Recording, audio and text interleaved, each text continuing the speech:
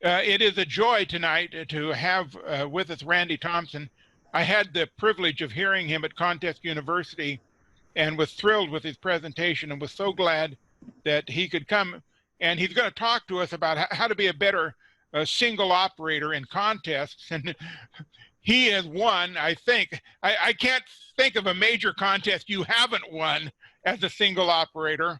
So phone sweepstakes, haven't won that one. Oh, you haven't? No. Oh, okay. That's it. Well, a couple of things that are interesting. I thought he moved to his current home in Massachusetts in 1994. And since then, he's made over 600,000 contacts. That's amazing there. And we all need to have, it's 10 o'clock at night for him. So we appreciate him coming out to the West Coast for us. I saw a picture. He started contesting when he was 13. And I actually saw that picture and I thought that was fantastic there. But he has won the sweepstakes, the CQ Worldwide DX, the CQ WPX, was a former editor of the National Contest Journal, which is one of my favorite. I didn't know this till I started studying. I don't think I'd seen it before, but he was one of the co-founders of EHAM that a lot of us use for reviewing equipment and things like that. He was the director of the CQ World WPX contest and the CQ Worldwide DX contest. He's in the Contest Hall of Fame, which this is what one of our members just got inaugurated this year, but he's already in that contest. He participated in 5 World Radio Sport Championships, and I thought that was pretty amazing. And then he was on the leadership team of the one that was in New England 5 years ago now, I guess it was. And when he's not in front of a radio, he's works for a large computer company. But all of us, not many of us have what I'd call multi-op contest stations, where most of us are have one station. So I thought this was just a fantastic topic for us. And so I think what we'll do is go right to Randy, and then after he's presented, we'll let questions, and we'll go from there. Any question before I turn it to Randy? Okay, well, Randy, and you can share your screen, and that'll be great. All right, I will do that, and there we go. Okay, good evening, everyone. Pleasure to be here. After all that introduction, I have no time left, so that worked out really well.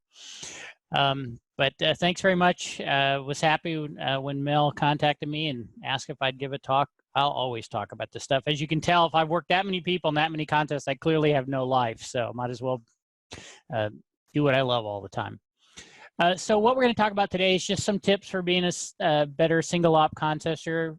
For many of you, I probably won't tell you anything you don't know, but maybe it will remind you of a few things. So contesting is a game. I think it's important to remember that it's not war, it's not a job, it's not something you have to do. It's really for fun. And a game has a structure, and it usually has some limitations, whether it's the boundaries of the playing field or how you score and all that kind of thing. And all those things go into making the competition. Of course, there's all different kinds. There's also a lot of different kinds of players in these games. So there's what I call the competitors. These are the hardcore guys that are really out to win something. You know, they're very much since there's no prize money or anything, this is all about peer recognition and so on. There's a lot of enthusiasts. These are people who may be competitors sometimes and maybe not others, or people who are still learning, mostly having fun. And then there's really, you notice it's a pyramid. The fat part is the participants. These are people who just get on the air, hear a contest going on. They enjoy it because they can work lots of people, get QSL cards, chase awards, whatever the case may be. These guys at the top in green, the competitor class, they have nothing without the people down below. So the contesting is very much a game of the more the merrier. And the important thing and the purpose of this talk is no matter what level you're at, there's always some room for improvement. And as you get better and build your skills, the game is a lot more fun. And so I'm going to divide this talk into really 5 sections. And winning contesters are prepared, strategic, efficient, accurate, and motivated. And we'll look at each of these in turn. So when it comes to preparation, kind of goes without saying, you got to have a station. And it's generally a good idea to invest in some antennas. The more effective and the better, the more flexible, the better. You don't always have the luxury of choice, but anything you can do to radiate a better signal is going to help out.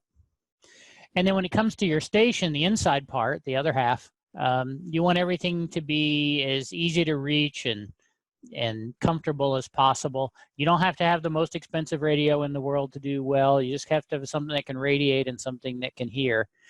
But in the end, as you get more and more serious about contesting, you want to really focus on reliability. You want things to work, so you need to do things right. You need to have spares just in case something breaks. You can keep yourself going. It's very much like a long car race, like a Le Mans or something like that. Something breaks, you fix it, and you keep going.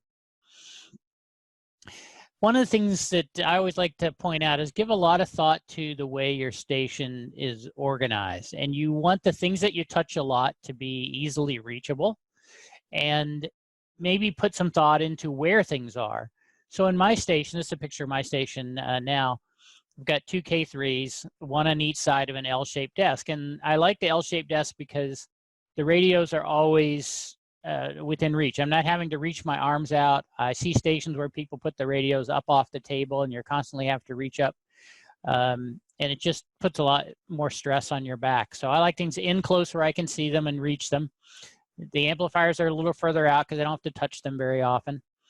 But in my particular case, I'm not a touch typist. I can type call signs pretty fast, but I can't actually type text very well without looking at the keyboard. You would think after all these years I would have gotten past that, but I still have to look at the keyboard. So I like to monitor down close in front of the keyboard, so I'm not having to look up or look around to see what I'm typing or see what typos I'm making, that kind of thing. So that's number one. Number two, I put the rotators on the left. I'm right-handed. I send right-handed. So I want the rotators, I want to be able to, while I'm calling somebody with the paddle, or used to be when I was writing, I want to be able to reach up and turn the rotator. So they're all on the left. You can see them. I don't know if you can see can you see my mouse? Does it show up when I move it around? Okay, great. So, so rotators on the left, and then I put all my antenna switches on the right, and I do that so that I don't make the mistake of switching antennas while I'm transmitting, while I'm sending. I'm mostly a CW guy, but so that was the thinking there. Small things, but stuff that saves some trouble. And then I have a MK2R switching box for all the audio and everything. It's sitting right in the middle here, and it just happened to be there because the cables were just long enough to reach both radios if I put it there. But also it's helpful to be able to see the LEDs change, and especially when something's not working, you can kind of look right away and see what's see if the problem is there. Plaques on the wall are optional, but you know, when regardless of what your station setup is, you want to do some evaluation or some inspection of your station. And one of the key things in a contest is you're often going to be changing bands a lot. And changing bands is important for a couple of reasons. Number one, that's often where you make score, is you got to be able to move around and be agile.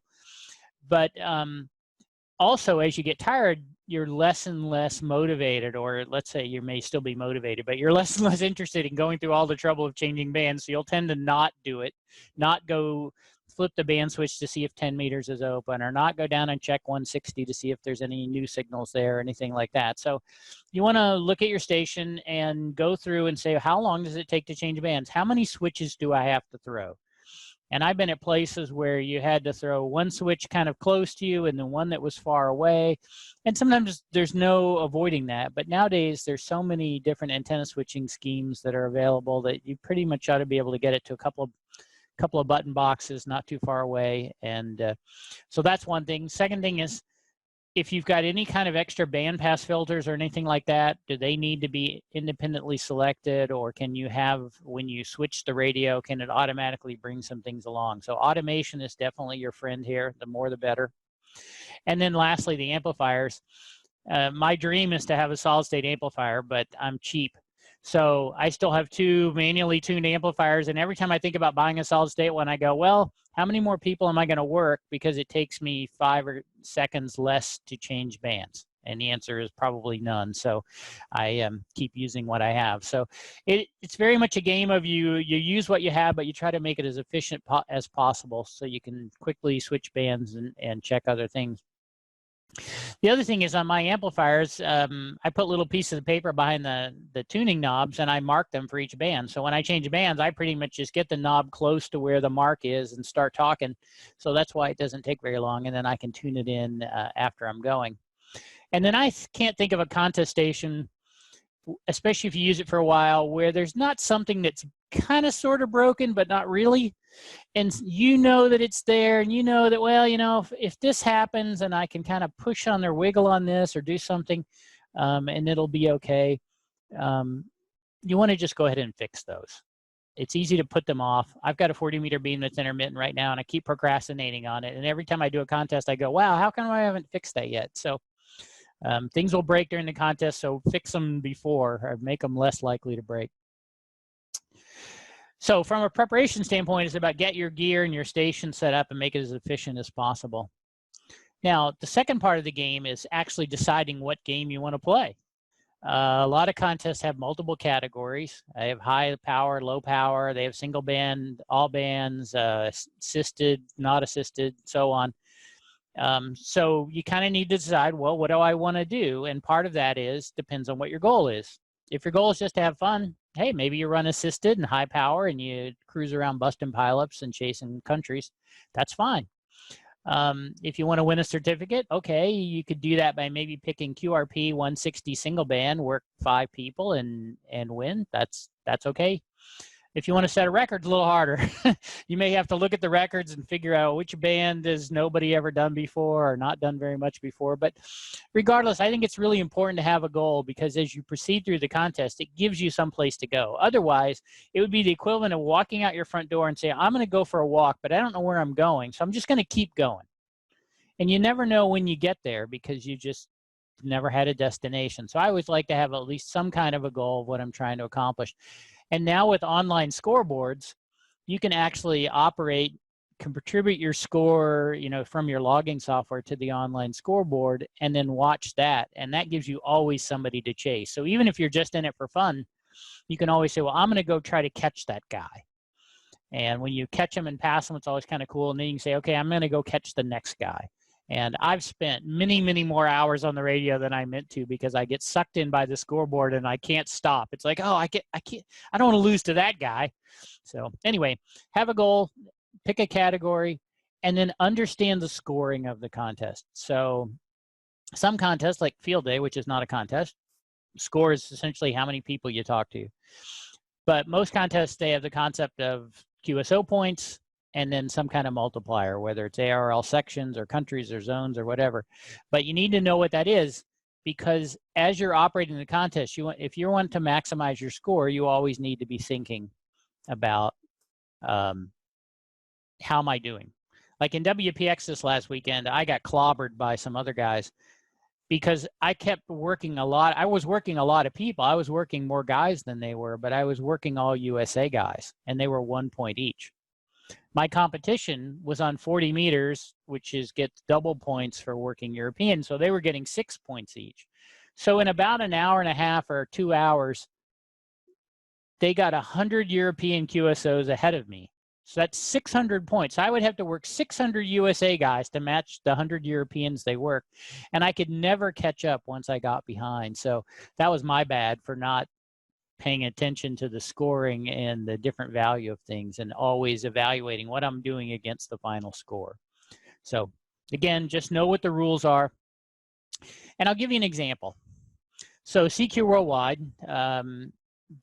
you get certain points for each QSO, and then you have CQ zones, and then you have countries. So let's say you've got 1,000 contacts, you worked 100 zones across all the bands, and you worked 250 countries. So you're at 980,000 points. And you've got 39 zones on 20 meters, and you hear the 40th one show up. It's, you know, zone 39 or zone 34, let's say some guy in Egypt shows up and you're like, okay, what should I do? Should I sit there and do whatever I have to work the 40th zone on 20 meters? Or should I go off and work 10 other people? So that's a question. I'm going to tell you the answer, but think about that for a second, because there's actually two answers to this question. The first one is from a pure scoring standpoint. That extra contact gives you 2 more multipliers. But if you, and which gives you 986K. But if you went off and worked 10 more people and skipped the multiplier, you have 989,000 points. So that starts to give you an indication of how long you should sit there and call the guy in Egypt to try to get zone 34 to finish it off. Now, it's really cool to have 3,000 more points. But if you've got 39 zones and there's only 1 more to go in the contest, I don't care. I'm trying to work the guy in zone 34. So again, you kind of have to decide what you're trying to accomplish. But there's a lot of accomplishment in getting 40 zones, and also you can brag about it to all your friends. So it's definitely worth something. But the key here is, in contests that have multipliers, generally a multiplier is worth a certain number of contacts. And you can figure that out by just dividing the number of contacts by the number of multipliers. And so like 1,000 divided by 352 will end up being something like 2.8. And just keep that ratio in your mind when you're trying to decide, do I call this guy or do I go work some other people? And almost always in DX contests, it's worth more to go call other people and work other people, but it depends. And that time that it takes to make more QSOs is important. So if you're working a person every minute, it might only take 4 minutes to make up for a multiplier, whereas if the rate's really low, it could be 7 or 10 minutes. So again, that'll make a difference of how long you're willing to call somebody. So it's all about is there something else I could be doing that's worth more, or should I keep trying to work this multiplier? So the next thing is we're talking about being strategic. So we know the rules, we know the scoring. Now we need to understand what can we expect? What's the roadmap for what this contest should look like? And the great thing is the CQ Worldwide and the CQ-WPX logs are open, which means they're publicly available. You can go to the website and see the logs of anybody who's entered the contest in the last 8 or 10 years, whatever it is. And you can look at their log and say, what did they do at certain times? And when I do a new contest or go to a new part of the country to operate, I go look at some logs and just get a feel for when are the big hours? When do the bands open? When do they close? When are, just some basics. You don't need to analyze it to the nth degree, but you just want to understand when were they doing well versus not. And especially, depending on where we are in the sunspot cycle, we have more than a sunspot cycle worth of logs now. So you can go back and really find something that's equivalent to the year that we're in. Now, by studying these past logs, you can see when is the guy chase multipliers, because in some parts of the world, you only get small windows of opportunity into Europe or into places where there's lots of multipliers, and you want to make sure you're in the right place at the right time. Where do the big QSO volumes come from? And then the big question is, do activity patterns repeat? And this is the cool thing about contests happening pretty much every year on about the same weekend, and the fact that the continents and the population centers don't move. So we know pretty much when the sun's going to come up. We know when it's going to go down pretty much everywhere in the world, and we know kind of what the bands are going to look like. And here's the interesting thing that happens from that. Here's 2 operations that are 7 years apart. And if you don't look at the bands, if you don't look at what band I'm on, the rate patterns are almost the same. And so this is another funny thing about DX contests, and it's true of the sweepstakes as well. It almost doesn't matter which band is on, whether we're at the bottom of the sunspot cycle or the top. The big hours are going to be the big hours, and the little hours are going to be the little hours. It's just a question of which band they happen on. So this will depend on what kind of station you have. If you have a high band only station, then maybe the low sunspot years are bad. But anyway, the key thing here, the key takeaway is that activity patterns repeat. So it absolutely, if you go look at somebody who's competitive or comparable to your station and your geography, see what they did before, you have a pretty good idea of what to expect in the next contest. And it doesn't take that long to do. And I use a program called SH5, which will do the analysis, but there's also some other free ones on them that are available that you can just really quickly go get what did they do per hour, how many multipliers per hour, and you have a roadmap for what the contest is going to look like. And by the way, feel free to jump in and ask questions if you want. Otherwise, I'm just going to keep rolling. And I don't have the chat window open here, so I can't see anything in the chat, but feel free to just jump in. So the next thing is about efficiency. So we've got our station, we know what the rules are, we've got a plan. Now, how do we execute that plan? Well, it's all about skills at this point. So, and the skills are knowing how to work people. And you think, well, that's pretty basic, but there's actually a lot to it. And I'll give you a couple of examples here. The key thing is contest QSOs have a very particular flow. Somebody calls CQ, you send your call to answer, they send your call and their report, you send the report back to them, they say thank you, and you move on. There may be slight variations, but for the most part, it's the same thing over and over again. And you want to be in that sequence and you want it to be as efficient and say as little extra stuff as possible. The goal here is to get the information received and get the information back. And if you have to ask for repeats because you missed something, that's fine. People are used to that. But the goal is let's exchange information as fast as possible and move on. And the other thing is by doing it that way and kind of ingraining those habits, you don't have to think as much. You know what's going to happen. You know what's coming. You know that in the CQ Worldwide, the guy's going to say 5-9 in a zone. And CQ Worldwide is probably the easiest one because you already know the zone oftentimes from what the computer country file tells you. Whereas something like sweepstakes a little harder. But even in sweepstakes, you know, I'm going to get a number and a precedence, and then the guy's going to send his call. So it's like get the first half, make sure it gets typed into the computer while he says his call, and then he's going to give you the second half, the check in the section. And it's just always the same. And so you just want to kind of get used to the pattern and so on here. If you think back to when you learned how to drive a car, it took almost all of your mental energy. It took everything to drive. Like, I got to press the gas, I got to steer, I got to hit the brake, I got my mom screaming in the seat next to me, all this stuff that's really hard. But after you've been driving for a while, it gets easier and easier. And as you practice, essentially, this stuff all moves to the background of your mind, to your subconscious, so you can think about other things. You can listen to the radio, you can talk to somebody in the car, you can talk to somebody on the phone, you can eat a hamburger, whatever. But the deal is you're not spending all of your mental energy driving. You've got more capacity to process and think about and do other things. And that becomes really important in contesting because the more we can kind of get practice and experience of the basic skills, the less thinking has to go to those, and the more thinking we can do to other things. And I'll give you some examples as we go along. And then the last thing, even though I admitted I'm not a great typist, I'm really good at typing 6-letter groups. So call signs I can type in. Can't type long sentences, but I can get call signs. And it's just a deal where you just over years you practice. Somebody says the call phonetically and it gets right from your ears through your fingers to the keyboard. Same thing on CW.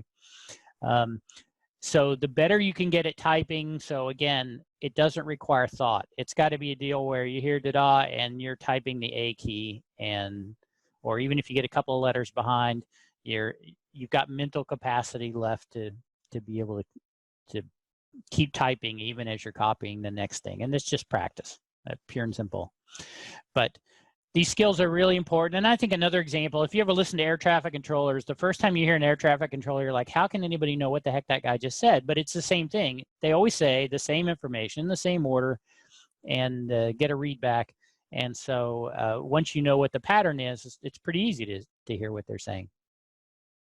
So I know how to work people. I know how to be efficient, give my call, exchange a report, and that kind of stuff. Now, the real big question. Today in contesting, for the most part, the strategy says the more you can call CQ or the more you can run people, the better. So if you can get a frequency and you can call CQ and people answer you, that's almost always the best and preferred mode. But if you can't do that, then you have to tune around and call guys. And there's a variety of things that can decide when you run or when you search and pounce. Obviously, from where you guys are in the late afternoon, most of the US is in darkness. You can be on 20 or 15, you can work Japan, and it's pretty much you and Japan. There's nobody in between you. And the same thing here in the mornings. We get Europeans, and it's a great time for us to be able to run guys. But so the reason running is so important is because the winner of a contest is usually the person who works the most people who are not in the contest. Think about that for a second. Remember our pyramid at the beginning of competitors at the top and participants at the bottom? The more participants you can work who didn't work your competitor, the better. So, and those guys tend to tune around and call people. So the more you can call CQ, you're going to get people who are just tuning around and just calling people. So the only way you get those guys is by CQing and running. Whereas if you end up having to search and pounce, and sometimes you just have no choice because you don't have the propagation or you're looking for multipliers, now you got to tune around and call people. Chances are pretty good that those guys who are calling CQ are in the contest, and they're going to be around a good part of the weekend. They're going to be workable. So I shouldn't say you can't win a contest just calling people, but you're going to work people who are in the contest, and then it just becomes a question of whether you found more multipliers or more people that called than the other guy. But if you can run, that's always a good thing, which is why there's so much pressure on 20 and 40 and even 15 when it's open these days. Is everybody else knows that. You've just got to get in there and try to dig guys out, even if it's they're kind of stacked like cordwood. It's just the name of the game. So you want to get comfortable at running, which means you got to get comfortable at getting call signs out of the noise. We'll talk about that in a second. So the other thing is when you're tuning around and you're calling somebody, or you find somebody you want to call, you have to really think about how you want to attack this pileup. So a phone is a little more difficult because everybody's pretty much on the same frequency, and it kind of goes to the guy who's the loudest or has a distinct voice or just drops his call in at the right time. CW is a little different. These days with the RBN and the spotting networks and everything, a lot of people just click on the spot. And so more than once I've been in a situation where somebody, I call CQ and all I hear is this tone, this continuous tone, because there's 6 guys calling me and they're all exactly 0 beat. And then there'll be one other guy and he'll be 100 hertz off or 50 hertz off or something like that. And he's perfectly copyable. So the point here is when you hear, think about these big cluster pileups, especially on CW, and try to call off a little bit. And there's those Sunday afternoon pileups when there's a bunch of South Americans or Africans or whatever that are kind of rare, and everybody's calling them. Your best friend is the XIT button on your radio. Just turn on the XIT and slide up or down a little bit, and it's amazing how often you will get through just because you're out of all the 0 beat guys. The other thing to think about as you're when you're calling in a pileup is the opportunity cost. And I touched on this earlier with the 40th zone thing. Do I really need to work this guy? Like if I don't have the propagation and he's just another QSO, then I should just put him in a memory somewhere and keep going and come back every once in a while, because eventually he's going to run out of people to talk to. In my experience, you get about at most 90 minutes before you kind of run out of people who are active on the band, and oftentimes it's much shorter than that. So it doesn't take very long before the main snarling pack will be gone, and it's a lot easier to get through. So is this guy a multiplier or not? Is the pileup really big? Do I have propagation or not? Is it getting better or worse? All these things should go into your thinking. It's always, is there someplace better I should be? Just think that. Is this the right thing to do, or could I go make points somewhere else? And it's amazing how often you'll hear a big pileup on some guy and you'll tune down the band, and 15 KCs later, there's another guy in the same country who's a multiplier and nobody's calling him. And one way you can kind of speed that up a little bit is this kind of speed search and pounce. You tune on VFOA, and when you find a guy and you're waiting, say he didn't come back to you, just hit A equals B, and then keep going. And when you find somebody else, you often have to wait, or you have to wait for them to give their call, or whatever the case may be, and just keep hitting the button to swap A and B. And eventually you get your shot at the guy on VFOB, and you if you work them, great. Go back to VFOA and see who's there and repeat. So it's just a way to kind of use the waiting time. There's a lot of waiting time in contests where you're waiting for somebody else to finish a QSO or whatever. You can use some of that time to keep tuning.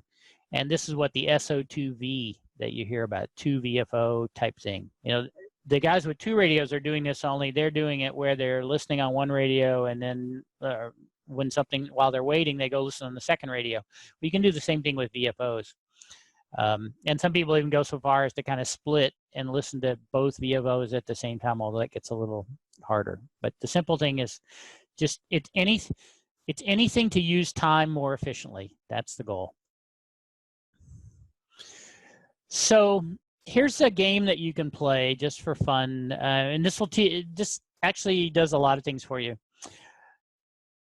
Pick a time when the band's pretty active, and pick 20 KCs or 30 KCs, whatever they are, or the whole band on CW, and just tune through the band and write down every call that you can find.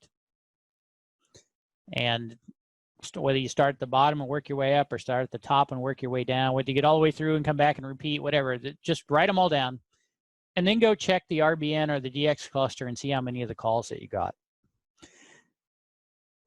This is going to teach you a couple things. Number one, how good you are at copying and identifying calls and finding new calls. And number two, it's going to really be depressing, because you're going to realize how many call signs and people are on the band that the RBN can hear that you missed completely. So you realize there's a lot going on in the bands that maybe you don't notice when you're tuning slowly or just working one guy at a time. But when you just kind of play this speed game of, I'm going to see how many people I can find in 5 minutes, it's pretty interesting what you can see. But the main point of this exercise is get used to acquiring the next signal, figuring out who it is, and as soon as you got it written down, acquiring the next signal. That's what the North American Sprint Contest is all about. That's the one where you have to QSY after every QSO. It's all about the guys who are really good at it are really good at finding that next signal, figuring out who it is and whether it's a dupe or not, so that they can move on. But this is something we don't talk about enough in contesting. Contesting is a game, and like football or tennis or golf or whatever, and you don't get good at it unless you do it. So you can't just show up and say, okay, I'm going to win. You got to go out and put the practice in, and maybe not the 10,000 hours that Malcolm Gladwell wrote about, but you got to put some time in, because you got to learn how to listen. You got to learn how to copy through QRM. You got to learn how to call people.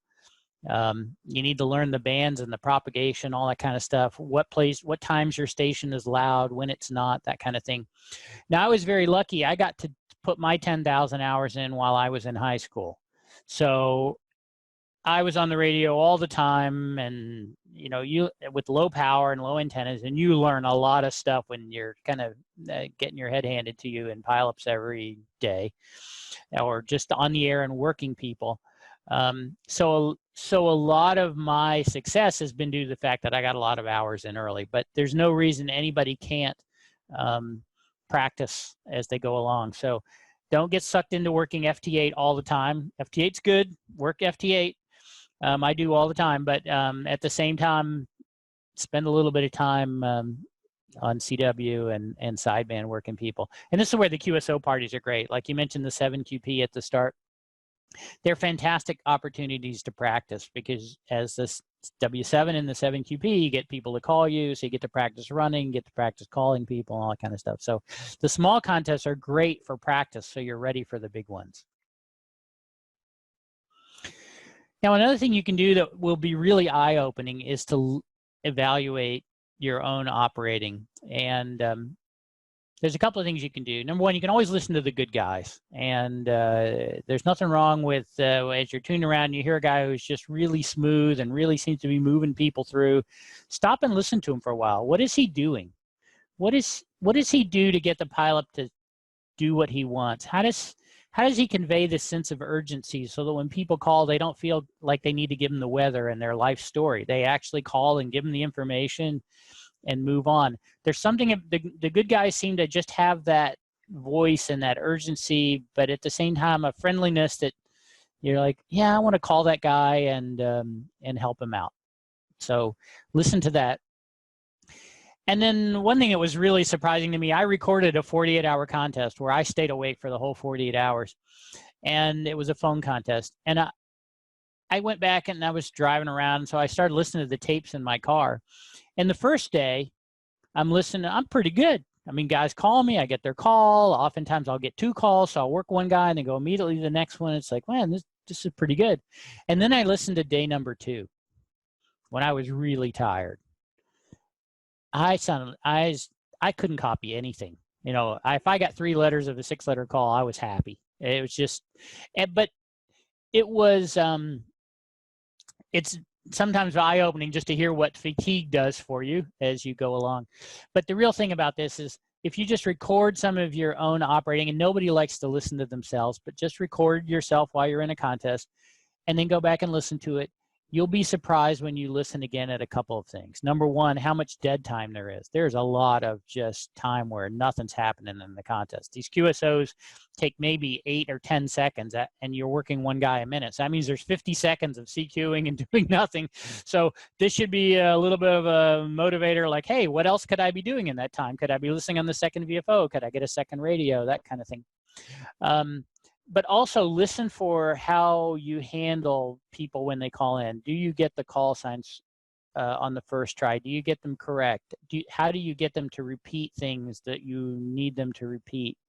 That kind of thing. So, like I said, nobody likes to listen to themselves, but it's really worth it just to help you kind of pick up on some of your technique. All right, which brings us to accuracy. This whole game is about who can work the most people without making any mistakes. Get the call sign right, get the exchange correct. And some contests, the CQ Worldwide and the WPX are 2 of them in particular, there is a penalty when you make a mistake. So if you miss a call sign, like you mangle 1 letter in a call sign, you lose that QSO. So you lose the 3, let's say it's a JA, you lose the 3 points for working him, and then you lose a penalty of 1 more. So you've not only lost the QSO that you thought you had, but you lost the penalty as well. And so it depends on how many points the contact is and so on. But the purpose of these penalties is not to make you feel bad. The purpose is to prevent guessing. If we had no penalties, everybody just, well, let's write down every call that's like this, like anything that's even close to it. Or, well, I thought I heard this, but let me write both of them down. And if one of them's right, I win. We don't want you to do that. So the idea is we'll put a little bit of penalty in here so that it's actually worth it to ask for repeats. It's worth it to pay attention. Now, errors happen. Everybody has mistakes. It's pretty hard to get a golden log where everything is perfect. It's okay. Don't worry about it. It's part of the game. You work a bunch of people, you miss a few call signs, you get some penalties, it shows up in your log checking report and in your score. Don't worry about it. Just go, what could I do better the next time? When you look at your log checking reports, are there certain letters that I have trouble with? Are certain phonetic combinations, or just, you know, when I'm tired, whatever the case may be? The more you understand kind of what your weaknesses are, the more you can work on them. And the key message here is, even though there are penalties and so on, think of a contest as a test where when you get to the end of the contest, you put your pencil down. And so generally, you know, you're done. Maybe you've got a few scribbled notes. You might fix them in your log or something, but you're not going back and looking at your log, and you're not comparing notes with your neighbor, and you're not looking on the call book or anything online, QRZ.com, to find calls. Hey, you work the guys in the contest the best you can. When it's done, make your log, send it in, go to bed. That's the way to do it. It'll make you feel, it save you a lot of time, and it's the right way to do it. So what can you do to help your accuracy? So English has about 180,000 words, and the average person uses about 10,000 of them. I don't know where I read that, but, and college educated people have a bigger vocabulary, although they may not use all these words. But I know the people in Words with Friends that I'm playing seem to know words that aren't really words. But if we look at something like CQ Worldwide sideband, when we look at all the logs, there were 108,000 call signs that showed up in all the logs. Now, were there 108,000 people on the air? No, we know that. What we found was 61,000 of those calls appeared in only one log. That would be called a unique. Now, uniques happen. Some guy turns on his radio, he works one person, he goes, oh, there's a contest on, turns the radio off. That's okay. We would expect some percentage of those. Or some guy gets a new radio and he just wants to get on and see if somebody can hear him, and then he turns it off. Okay, fine. But our experience says 95% of these 61,000 are errors. And what we see is 18,000. So out of 108,000 calls, 18,000 appeared in 20 or more logs. So we had a pretty good chance that those guys are for real. And so now if we go look at our earlier example of English has 180,000 words, well, call signs are like words. There's the same group of guys that are pretty active in every contest, or they're DXers that you've heard in Pileups or whatever. The more you can kind of build your call sign vocabulary, the more you'll recognize when somebody who calls you, maybe you've got a mistake, or you didn't hear their call correctly. Or, you know, there's the super check partial function, which as you type in a call, it will show you other calls that are like the one that you're typing in. What super check partial is doing was what I'm talking about here. It's helping build your, increase your call sign vocabulary so you can tell whether you've got things right or not. And there's a lot of really common busts that happen in contests. On sideband, people get V and W mixed up because in the European languages, they often will pronounce them backwards, or V is a W as Victor kind of thing. And E and I, again, Spanish languages, they get those backwards. G and J are always getting mixed up. So in sideband, those are kind of the problem letters for a lot of people. CW, it's anything with a dot in it or a bunch of dots and a dash. All those cause errors. You wouldn't believe how many people can't get the Slovenia calls right because they'll get SH instead of S5. So any calls that have a lot of these particular characters in it, or any calls that are not normal, like this Hotel Alpha 30 Sierra, a lot of people bust it because they don't expect that 0 to be there. And they'll often type a Z or a Zulu because they hear a Hotel Alpha 30 Sierra. And so that confuses them, or on same thing on CW. They're just not expecting it. And V47T is always getting busted because it's got it's got 2 bad letters in a row.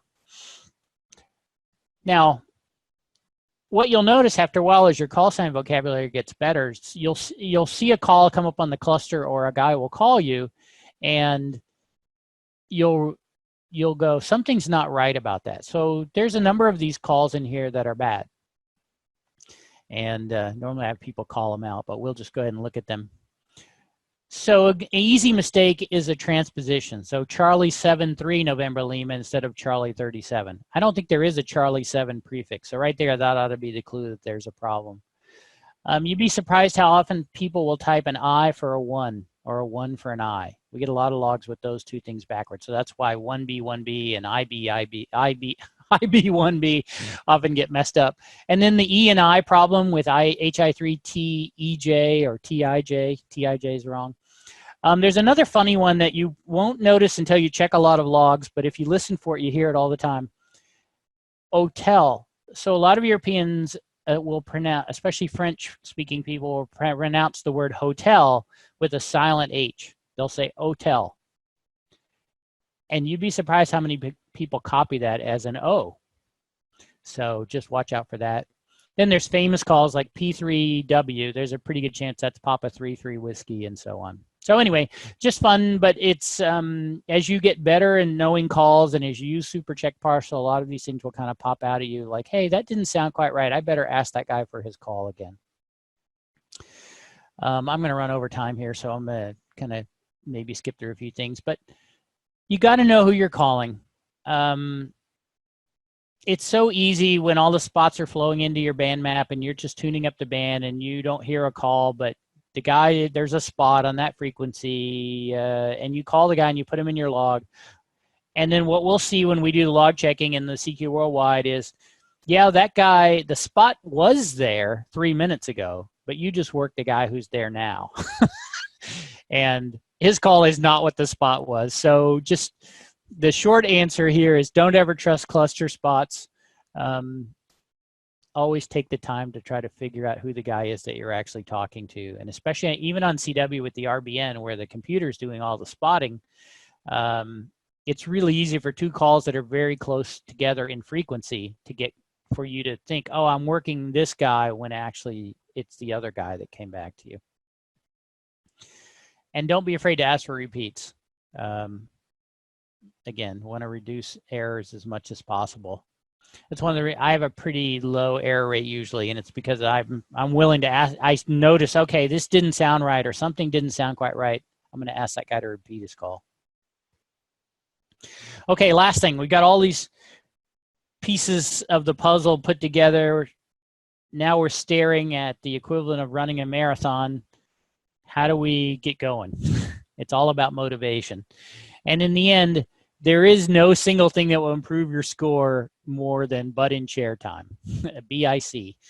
If you're not sitting in your chair, by the way, it only works if you're working people. So if you get on the air and if you sit in the chair and you work people, a lot of contests don't have a time limit or don't have off time. So the 48 hours or the 24 hours, that's the contest period. You're welcome to walk away anytime you want. But if you want to improve your score, you got to sit there and keep talking to people, keep working, guys. So in the end, when you get up and go away for a while, you're giving some advantage. And you really notice this on the scoreboard. If you're on the scoreboard and you're chasing somebody and you catch them and then you go away for an hour and you come back, they're ahead of you because they kept going, and then you may not be able to chase them down. Key thing to getting time in the chair is, of course, commitment, and that means planning your life to meet your contest goal. If you're in it just for fun, you can kind of come and go anytime. None of this really matters. But if you're trying to meet a goal, you need to have your family conditioned to the fact that, hey, I'm going to be busy at these times. And you got to have some idea what your meal is going to be. You got to decide when you're going to sleep. You want to be rested coming into the contest, that kind of thing. A lot of times I'll do a DX contest where I don't want to do the whole thing. I'll try to set it up so that I at least am on the air for most of the hours of the contest, of the 24. Like if I'm on the first 4 hours of contest and maybe I'm not on that same 4 hours the second night or something like that. So try to get so I get a little bit of a mix so I can work the most countries and maximize my score. But we've gone full circle now. We're back to having a goal. If your goal is to win, as you get tired and you're wondering why you're doing this, just like in a marathon where people get tired, they keep going because they want to finish. And you want to be in the same thing. I've got a goal. I want to make this score or beat this guy or whatever the case may be. A couple of things about sleep during a contest. You can't train for lack of sleep. I mean, you can get used to what it feels like, but you can't make yourself need less sleep by training for it. It's a natural function. You got to have it. You can't store it up, although I will say this, the more rested you are coming into the contest, the easier it is to get through because, if you've had a bunch of 4-hour nights and you try to do a 48-hour contest, it's really hard. But if you had a bunch of 8-hour nights, it's much easier. So you can't store sleep really, but you can definitely help yourself. And then this is an interesting thing. As you get more sleep deprived, your skills will deteriorate, like I was talking about with copying before. I know my wife, she's learned not even to try to come in and ask me a question on the second day of a contest because I cannot answer it. She'll ask me something and I'm just sitting there kind of trying to process what she's asking, and yet I can still work, guys. And that's because these highly practiced skills, they're buried down in our subconscious, so we can keep doing them even as we can't think clearly. We can't do math, we can't have a conversation, but we can still work, guys. So you just have to kind of understand that that's what's going on. You can always sleep when the contest is over. So I've already talked about some of this. I'm going to just skip this. Probably the biggest thing is if you're really trying to help yourself out during a contest, you want to sleep in 90 or 180 minute intervals or 90-minute intervals. So because that's in the natural sleep cycle, that's when you start to come back to wakefulness the most. And of course, the more 90s that you sleep, the easier it gets to wake up. But nothing's worse than say, I'm only going to sleep for 30 minutes or 45 minutes or an hour, because oftentimes that puts you at the bottom of the sleep cycle, really deep sleep at the time you're trying to wake up. And you can create this kind of mode where you're awake, but you're not really awake. So just think about it. So again, fatigue will make you want to quit. No question about it. You get tired, your back hurts. You're like, oh, why am I doing this? And if you have a goal and you can find a source of motivation, you know, Michael Jordan used to always trash talk everybody, or he'd always have some offense that he believed somebody had committed against him. That was his method of getting motivated. But you need something that will drive you through, because that fatigue won't last forever. It'll often be in the wee hours of the morning. As soon as the sun comes up, you're ready to go again. Once you can see the end, you're ready to go again. When you pass people on the scoreboard, you're ready to go again. It doesn't take much to get past it, but you just got to fight your way through. And try to time your sleep so you're sleeping when everybody else is, or when there's nothing going on. Nothing's worse than you operate through this period of, you know, 15 QSOs an hour, and then you fall asleep when the Europeans or JAs are coming in at some higher rate. So you got to keep pushing. Use time wisely. The clock doesn't rewind. There's no timeouts. Even with off time, sometimes it's still a matter of you got to be in the right place at the right time. You never know what's going to make a difference, especially in a lot of contests where things are pretty close, like a sweepstakes, for example, or QSO party. Just a few contacts could make a difference. We saw that in the worldwide this year. There were a number of races that ended up only a couple of contacts apart, which you would just kind of hard to believe in a 48-hour contest. And the key thing is, if conditions are bad for you, they're bad for everybody. You can't go, oh, this is terrible. Everybody else is doing better than me. It may sound like they are because you're tuning around when they're running people. Well, I guarantee you there's another time of the day where they're tuning around listening to you going, oh, gosh, it's so terrible. So you have to just kind of keep going. It's all part of the game. And I'll put this plug in for my friend Doug Grant, K5ZD, wrote a book for ARRL on amateur radio contesting for beginners, and it's pretty good.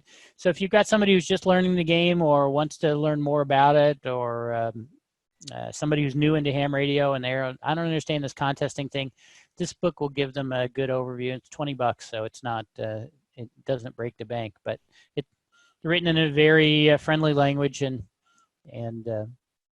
has some good tips.